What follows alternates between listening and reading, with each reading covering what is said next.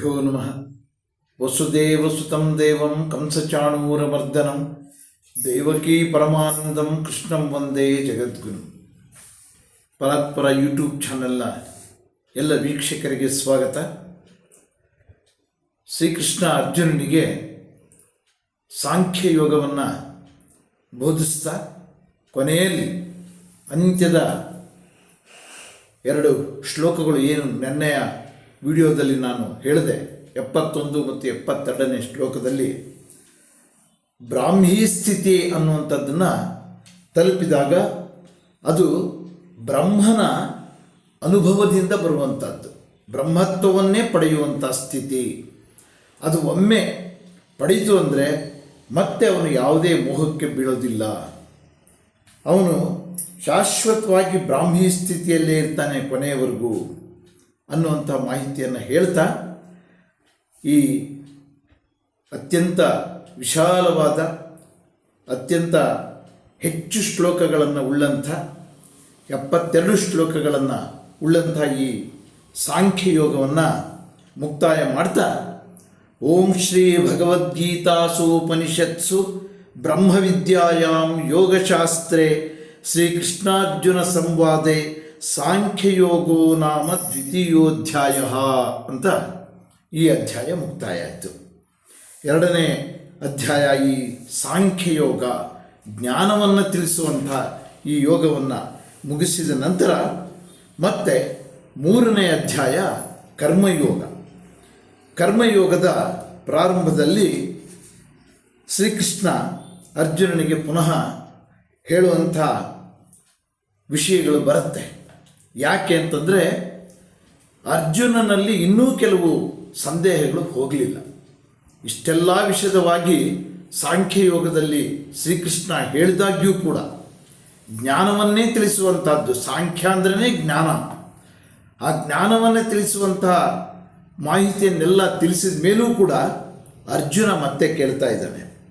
ಅರ್ಜುನ ಉವಾಚ ಜಾಯಸಿ ಚೇತ್ ಕರ್ಮಣಸ್ಥೆ ಮತ ಬುದ್ಧಿರ್ಜನಾರ್ದನ ತತ್ಕಿಂ ಕರ್ಮಣಿ ಘೋರೆ ಮಾಂ ನಿಯೋಜಯಸಿ ಕೇಶವ ಅಂತ ಕೇಳಿದ ಅರ್ಜುನ. ಏನು? ಹೇ ಜನಾರ್ದನ, ಕರ್ಮಕ್ಕಿಂತ ಜ್ಞಾನ ಶ್ರೇಷ್ಠ ಅಂತ ನಿನ್ನ ಅಭಿಪ್ರಾಯ ಆದರೆ ಈ ಭಯಂಕರವಾದಂಥ ಈ ಯುದ್ಧ ಅನ್ನುವಂಥ ಕರ್ಮಕ್ಕೆ ನನ್ನನ್ನು ಯಾತಕ್ಕೆ ಪ್ರೇರೇಪಿಸಿದೆ ಅಂತ ಮತ್ತೆ ಕೇಳ್ತಾ ಇದ್ದಾನೆ.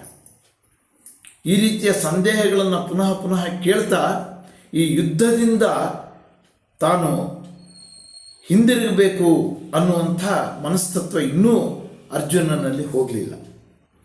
ಕರ್ಮಕ್ಕಿಂತ ಜ್ಞಾನ ಶ್ರೇಷ್ಠ ಅಂತ ನೀನು ಹೇಳೋದಾದರೆ ಈ ಯುದ್ಧ ಅನ್ನುವಂಥ ಕರ್ಮಕ್ಕೆ ನನ್ನನ್ನು ಯಾತಕ್ಕೆ ಇಳಿಸಿದೆ ಅಂತ ಕೇಳ್ತಾ ಇದ್ದಾನೆ.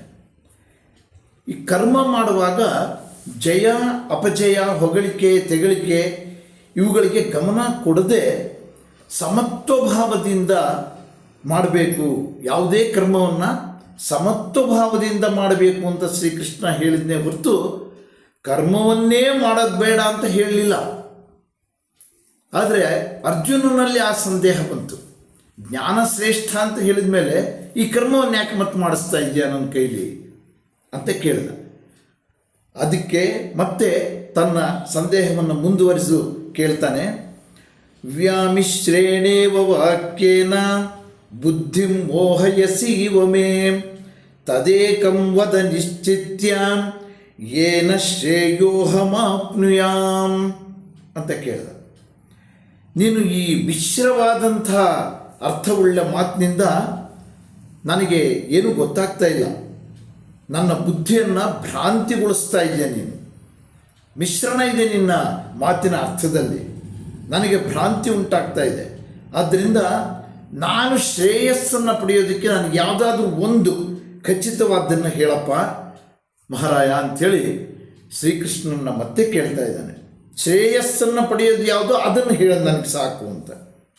ಅರ್ಜುನನಿಗೆ ಕರ್ಮ ಮುಖ್ಯನೋ ಜ್ಞಾನ ಮುಖ್ಯನೋ ಅನ್ನುವಂಥದ್ದು ಸ್ಪಷ್ಟವಾಗದೆ ತನಗೆ ಯಾವುದು ಶ್ರೇಯಸ್ಕರ ಅದನ್ನು ತಿಳಿಸು ಅಂತೇಳಿ ಶ್ರೀಕೃಷ್ಣನಲ್ಲಿ ಮತ್ತೆ ಪ್ರಾರ್ಥಿಸ್ತಾ ಇದ್ದಾನೆ.